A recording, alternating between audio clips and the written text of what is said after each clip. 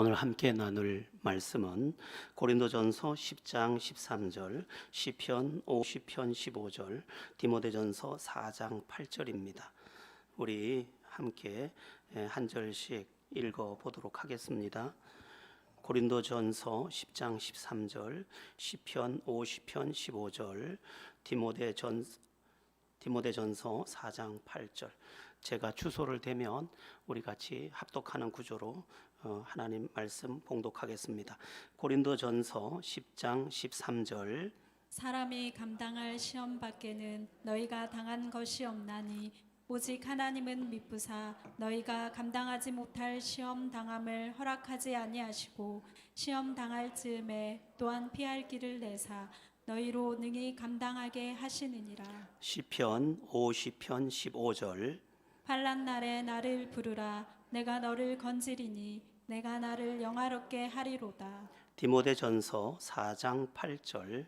육체의 연단은 약간의 유익이 있으나 경건은 범사에 유익하니 금생과 내생에 약속이 있느니라. 아멘. 우리의 믿음은 어떤 경우든 세상과 다른 고백을 합니다. 형통할 때에도 공고할 때에도 마찬가지입니다. 형통할 때 믿음은 무엇이라고 말합니까? 하나님의 은혜라고 말합니다. 하나님께서 다 이루셨다. 부족한 나에게 복을 주셨다. 그렇게 고백합니다. 세상은 형통할 때 뭐라고 말합니까? 내가 정말 고생했다. 내가 잘났다. 또는 살만하다. 이렇게 말합니다. 그럼 세상은 환난의 때에 무엇라고 말합니까? 희망이 없다. 죽고 싶다. 나는 끝장이다. 모든 것이 다 싫다라고 합니다. 그러면 그리스도인은 환난의 때에 전혀 다르게 말한다고 했는데 어떻게 말합니까? 그리스도인도 사람이기 때문에 어려움에 처하면 나름의 신음을 내뱉을 수밖에 없습니다. 그러나 그 내면의 고백은 전혀 다릅니다. 그 내면의 소리가 진짜인데 그 내면에서 믿음의 사람은 다른 고백을 합니다. 어떤 고백을 할까요? 오늘 5가지를 말씀드리려고 하는데 첫 번째는 하나님의 뜻이 계시다. 그렇게 말합니다. 이해가 잘 되지 않은 일을 만났으면서도 믿음의 사람은 하나님의 뜻이 계십니다. 이렇게 내 안에서 고백을 해내는 것입니다. 그리고 그것은 실제로 사실입니다. 빅픽처라고 한동안 유행되던 말이 있습니다. 큰 그림이라는 말인데 그리스도인들은 하나님의 큰 그림 안에서 존재하는 사람들입니다.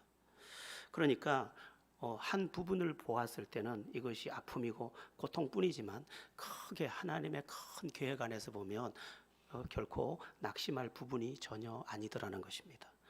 비바람이 불 때는 그 비 때문에 쓰러질 것 같지만 그 비가 고여서 지하를 흐르는 물이 되고 그것이 과일나무에 또는 곡식에 자양분이 되는 것처럼 우리가 당하는 모든 어려움을 하나님의 큰 뜻 안에서 해석한다는 것입니다.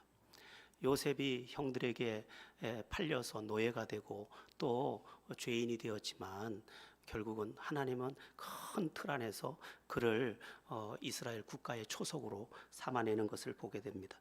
국가 건설이라는 큰 그림을 가지고 하나님께서 요셉이 그런 비극을 당하게 했던 것이죠. 그리스도인 된 우리는 한 부분만 보지 않도록 삼가 조심해야 합니다. 지금 어렵다고 끝내 어려운 것이 아니거든요. 다니엘은 억울하게 사자굴에 들어갔지만 그것이 더 큰 승리가 되었음을 우리는 잘 알고 있습니다.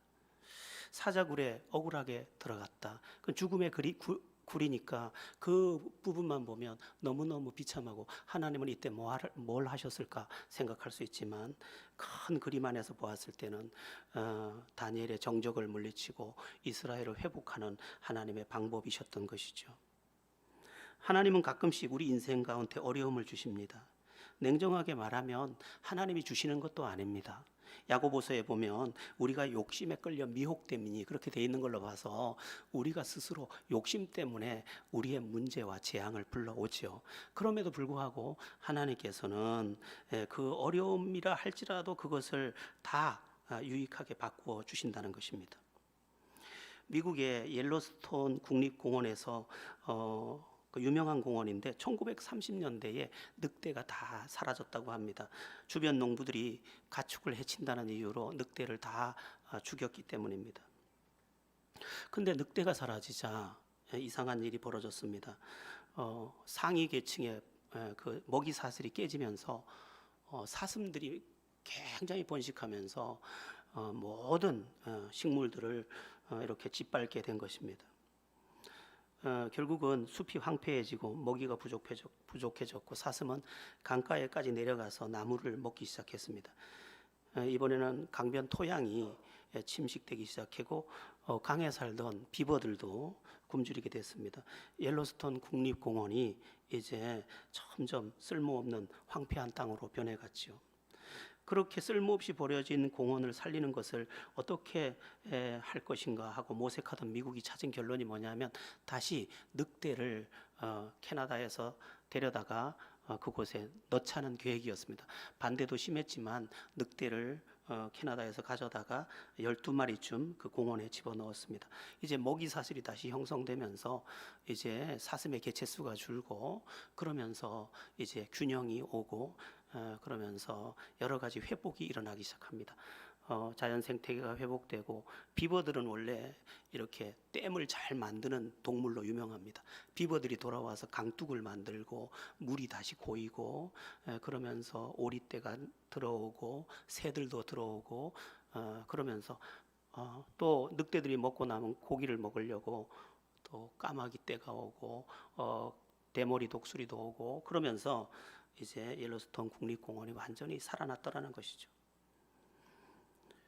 여러분, 고통에도 뜻이 있습니다. 늑대는 무조건 거절하지만 늑대가 있어야 때로는 살 수 있다는 것도 우리는 알아야 합니다. 이 지금 이런 여러 가지 환난들, 여러 가지 문제들 이것도 하나님의 큰 그림 안에서 보면 하나님의 뜻이 계신 것입니다. 너무 움츠리지 마시고 하나님의 뜻이 계시다. 하나님의 뜻이 계시다. 이렇게 고백하면서 오늘 내가 어떻게 대처해야 하는지를 잘 자문해 보는 은혜가 있었으면 좋겠습니다. 믿음은 환난의 때에 또 무엇이라고 말할까? 첫 번째는 하나님의 뜻이 계신다 했죠. 두 번째는 오늘 본문이 말씀하는 대로 감당할 시험만 주신다. 그렇게 고백합니다. 아무리 어려워도 하나님은 감당할 시험만 주십니다. 여러분 이 사실을 잊지 마십시오.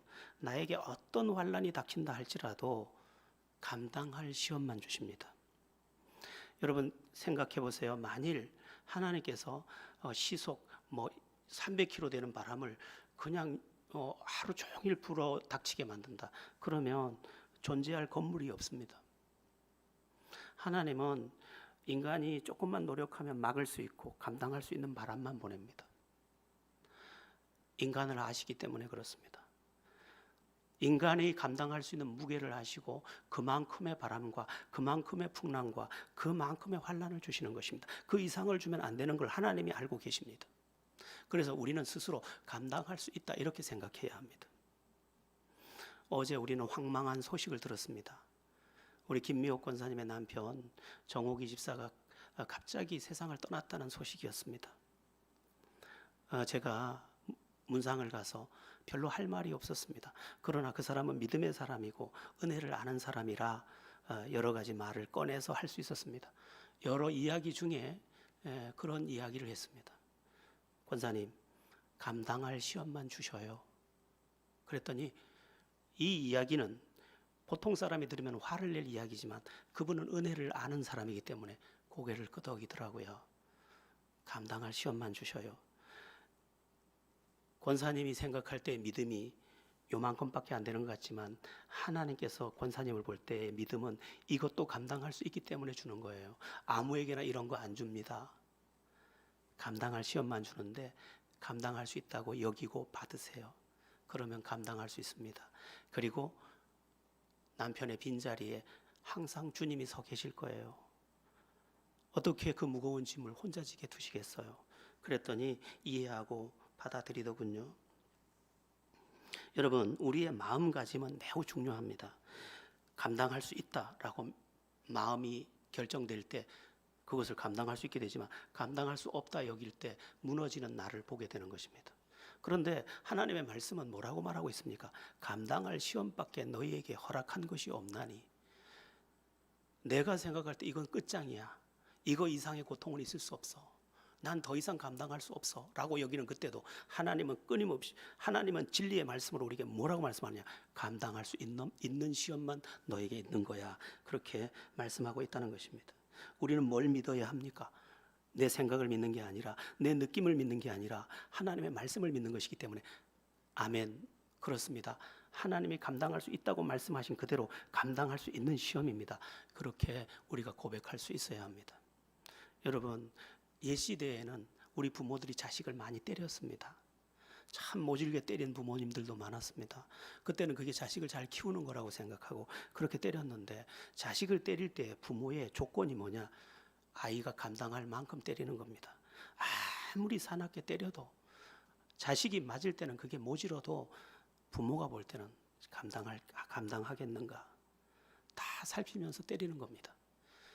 우리를 사랑하는 하나님 아버지가 우리를 어떤 일로 징계하실 때도 우리의 힘을 살펴서 그렇게 징계하시는 겁니다. 우리 이 땅의 사람들은 지금 우리 장로님이 말씀하셨던 것처럼 회개할 일들이 많이 있습니다. 하나님의 회초리를 들지 않으면 나중에 심판을 내려야 하기 때문에 지금 회초리를 들고 이 코로나를 가지고 우리를 종아리를 때리고 계신 것인데, 우리는 마치 몽둥이로 맞는 것처럼 그렇게 여겨서 스스로 자지러지는 일이 없도록 조심해야 하는 것입니다. 우리 한번 따라해 보겠습니다. 감당할 시험만 주신다. 예, 언제든지 그렇게 고백하십시오. 저는 이 고백을 늘 하면서 저의 어려운 날들을 견뎌왔습니다.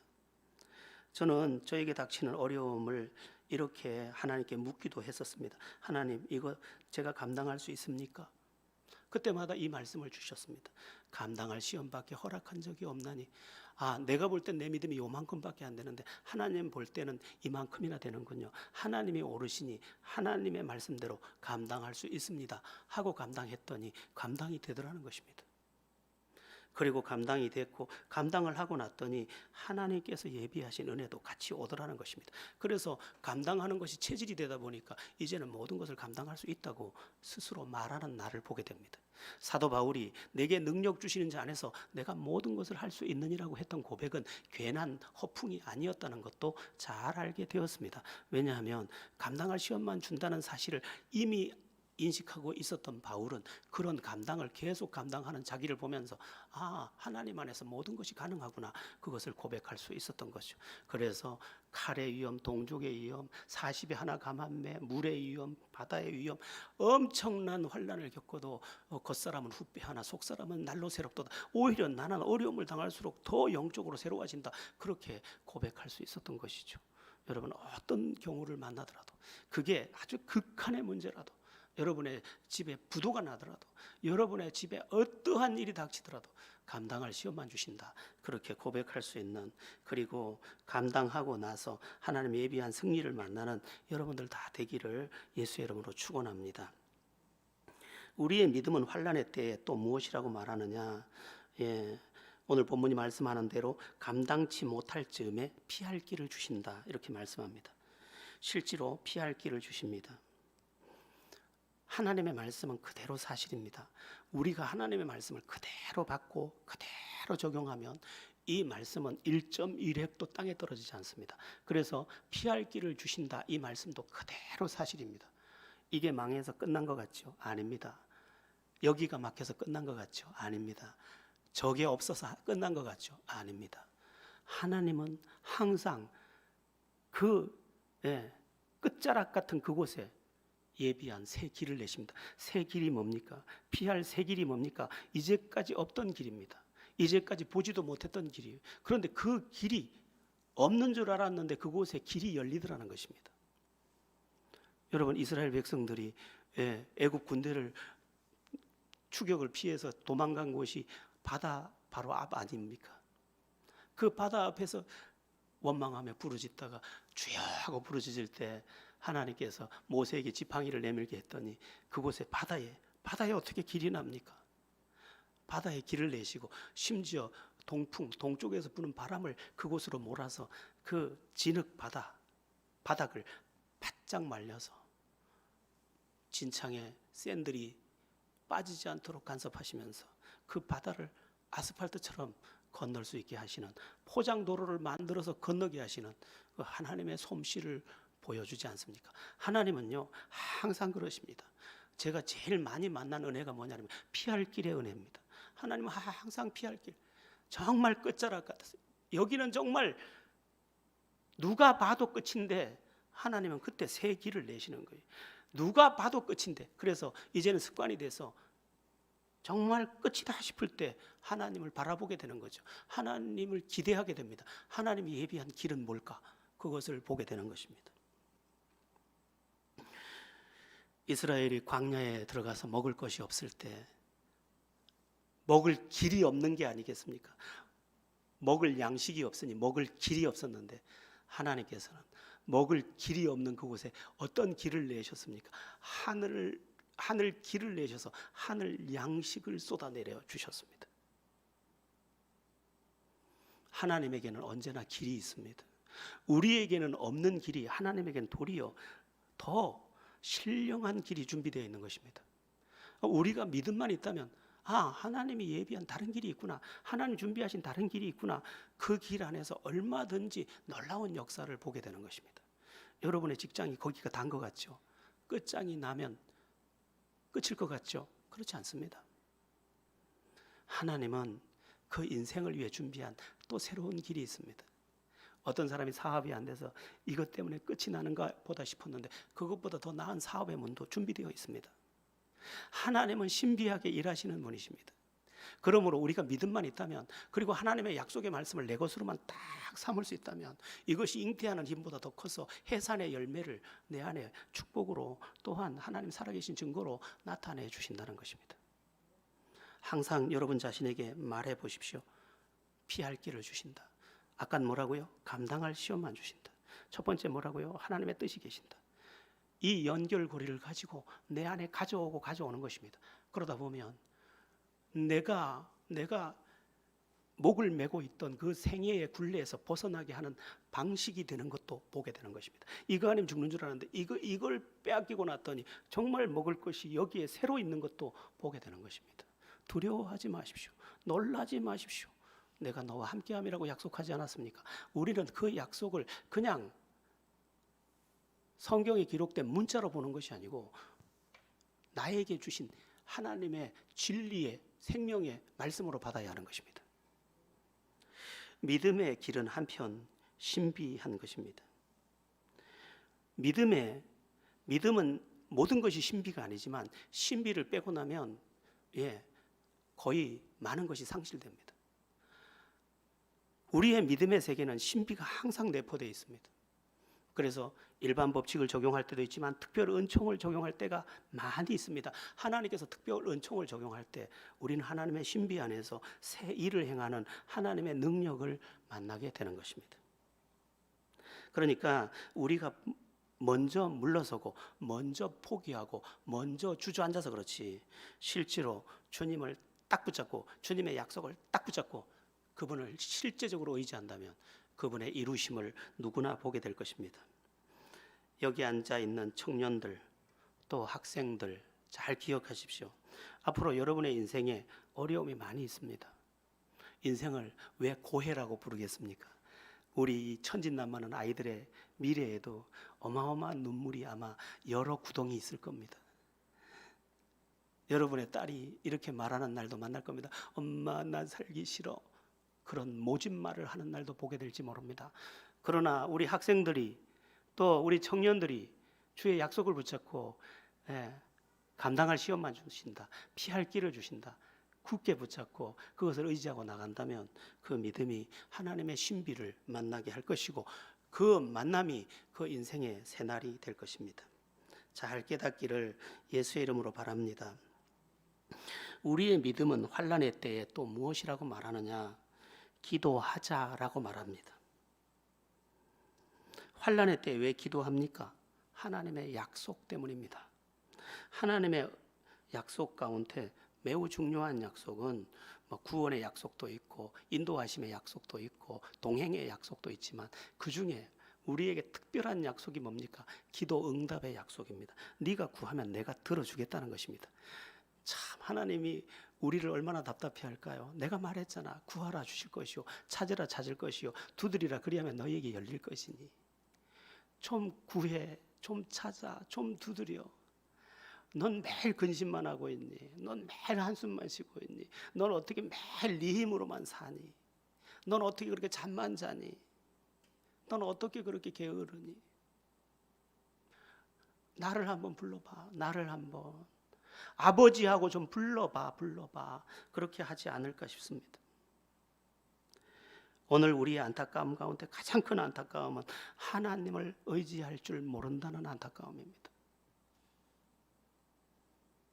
아침에 나와 혼자 기도할 때면 하나님의 사무치는 마음이 내 마음에 옵니다. 하나님이 얼마나 답답하실까? 이놈아, 나한테 오라니까, 나한테 구하라니까. 특별히 오늘 시편 50편 15절을 보십시오.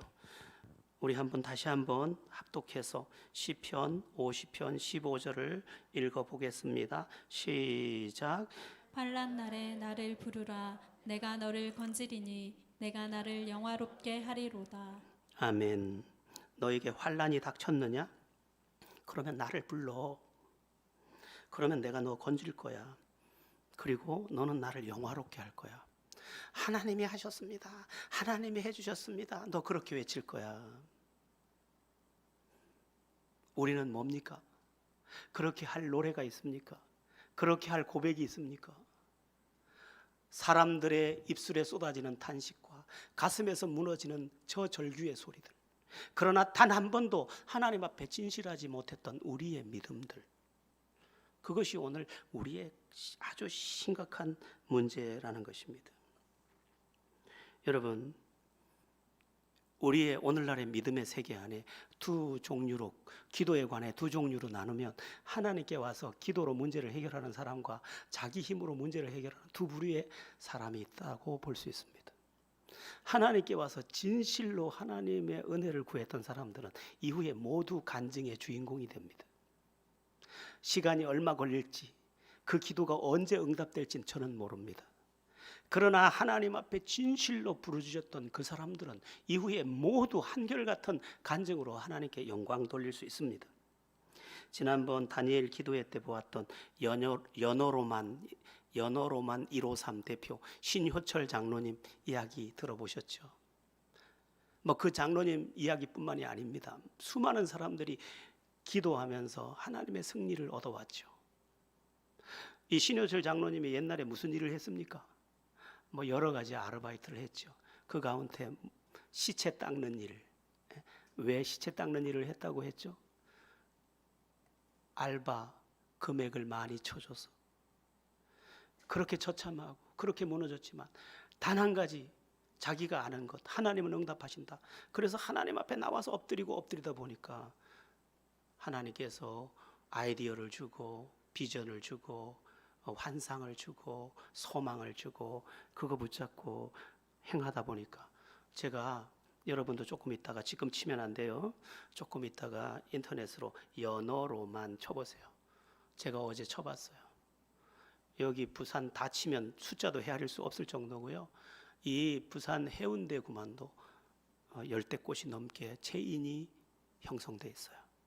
그건 뭘 말해요? 신효철 장로님은 지금 승승장구하고 있다라는 말이에요. 여러분, 어떤 면에서 우리가 무엇을 열심히 하는 것보다 더 열심히 해야 할 것이 기도입니다. 그게 더 커요. 내가 가져온 한 움큼보다 포크레인 한 바가지가 더 큰 것처럼, 내 이 조막손이 움켜쥐고 움켜져도 여전히 티끌인 것처럼, 그러나 하나님이 쏟아붓는 것은 어느 날 태산인 것처럼 우리는 하나님의 은혜의 보좌 앞에 엎드리는 간곡한 믿음을 가져야 합니다. 그런데 그 믿음을 누가 가졌냔 말이에요. 이 시대의 심각함은 뭐예요? 하나님을 실제로 의지하지 않는 심각함이죠.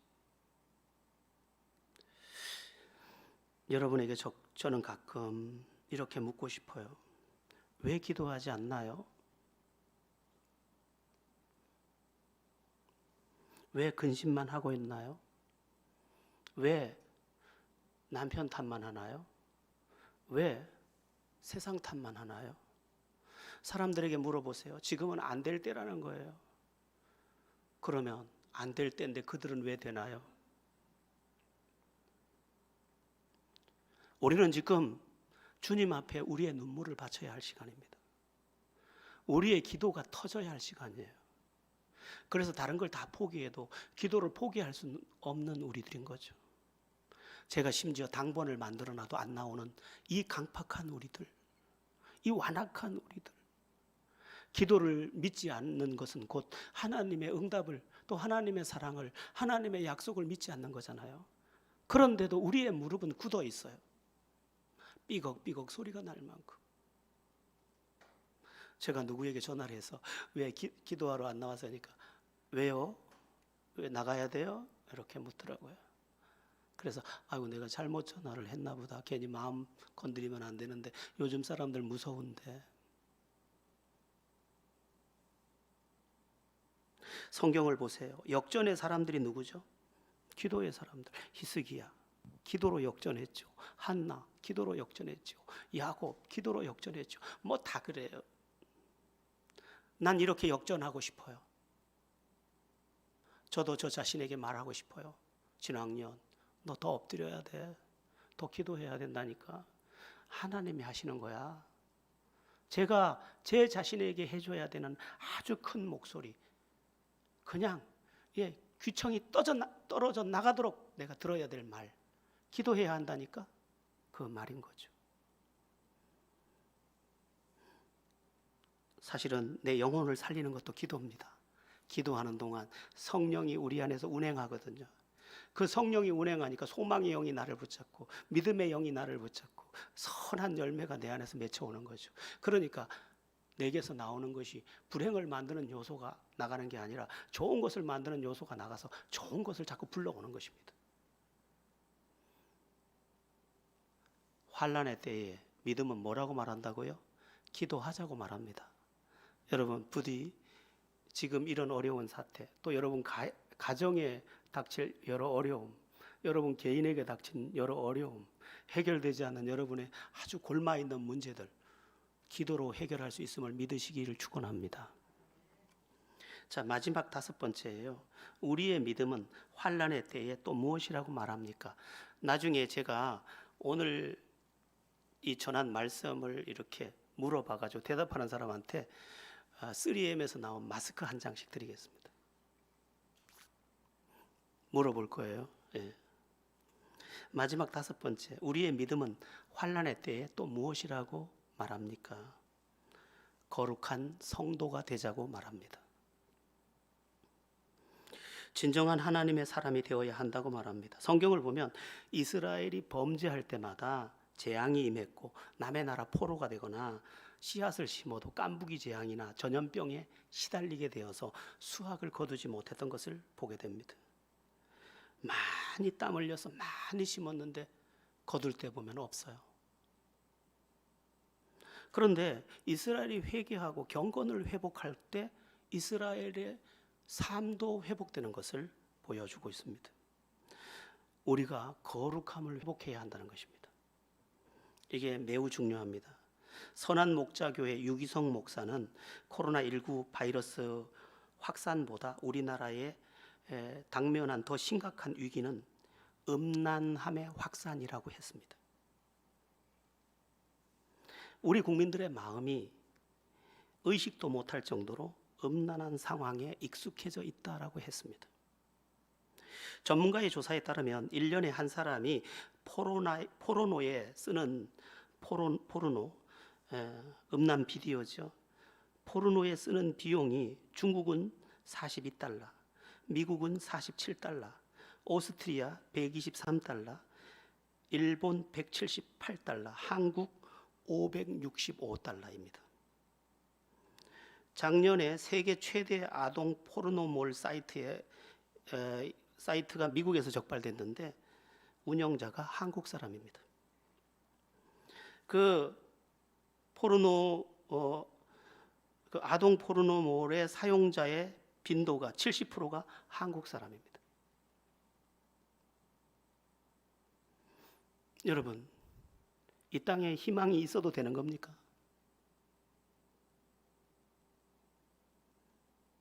어떤 신혼부부가 제주도 또는 어디에 가서 제일 먼저 요청하는 게 포르노 비디오 좀 달라고 한다는 거예요. 믿는 사람들도.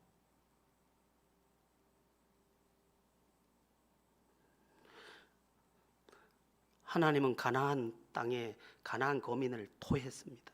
왜 토했느냐? 음란함과 우상숭배 때문에. 하나님이 이 땅을 토하기 전에 지금 경건을 회복해야 합니다. 우리가 음란합니다.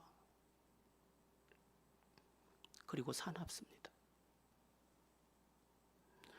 그래서 지금 하나님이 회초리를 들고 이곳저곳을 때리고 있는데 우리는 생각하기를 누구의 문제요? 누구의 문제요? 큰일이요? 이 이야기만 하고 있다는 것입니다. 그렇지 않습니다.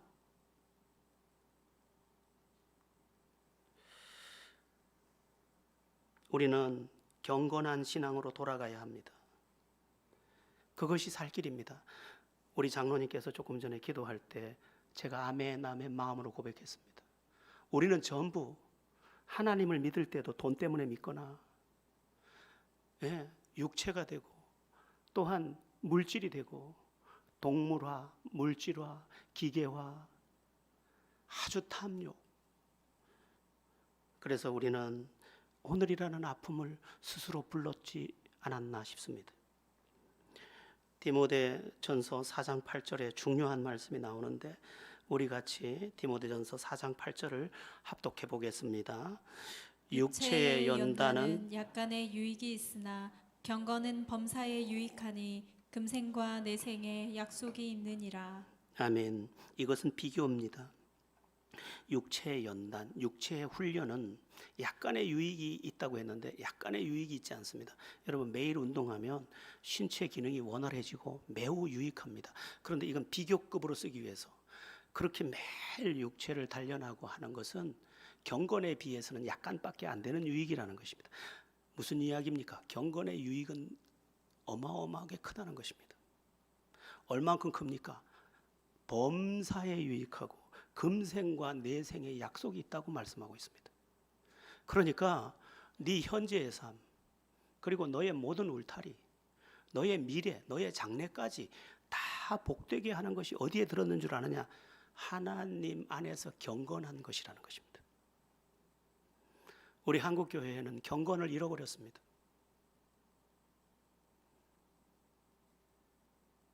제가 어느 날 슬픈 이야기 하나를 들었습니다. 미국 이민 교포 사회에서의 목사는 대접을 잘 못 받는다는 거예요. 목사 대접을 잘 안 해준다는 거예요. 왜 그런가 하고 조사를 해봤더니 목사나 성도나 추구하는 게 똑같더라는 거예요. 목사도 시민권 받으려고 발버둥 치고 자식 좋은 대학 보내려고 발버둥 치고 성도들도 시민권 받으려고 발버둥 치고 자식 좋은 대학 보내려고 발버둥 치고 뭐가 다르다고 당신이나 나나 똑같다는 거지. 이 이야기를 오늘 우리에게 빗대어서 봤을 때 세상이나 우리나 뭐가 달라요? 종교만 다르지 뭐가 다르냐는 거예요. 저는 그 이야기를 들으면서 나에게도 비교해 보았습니다. 내가 추구하는 건 뭘까? 오늘도 혼자 저 뒤에 앉아서 혼자 기도하면서 하나님 나는 지금 하나님의 사람으로 온전합니까? 오늘 나의 메시지는 하나님의 사람으로 어떻게 해야 하는 것입니까? 뭐 그런 질문을 많이 했어요. 오늘은 하나님께서 별 대답을 주시지 않았어요. 혼자 이야기하다 갔어요. 돈밖에 모르는 우리, 쾌락밖에 모르는 우리, 감정에 포로된 우리, 미움이 살갗을 뚫고 나오는 우리, 인정하지는 않지만 자기라는 우상 숭배에 빠져서 허덕이는 우리들, 이 우리들에게 하나님은 무엇을 말씀하시겠습니까? 경건의 능력을 회복하라는 거예요. 저 청교도 시대처럼 아침에 일어나면 아이들과 함께 기도하고 예배할 수 있으면 얼마나 좋을까. 여러분, 우리는 그리스도인입니다. 환난을 당할 때도 그 대처하는 게 전혀 다른 존재들입니다. 이해하는 것도 전혀 달라야 합니다. 지금 한국 사회와 한국 교회가 어려움을 겪고 있습니다. 오늘 말씀을 기억하면 됩니다. 하나님의 뜻이 계시다. 감당할 시험만 주신다. 피할 길을 주신다. 기도하자. 거룩함으로 경건함을 이루자. 잘 깨닫고 적용하여 이 환난이 변하여 찬송이 되는 귀한 날을 정복하는 모두가 되기를 예수의 이름으로 축원합니다.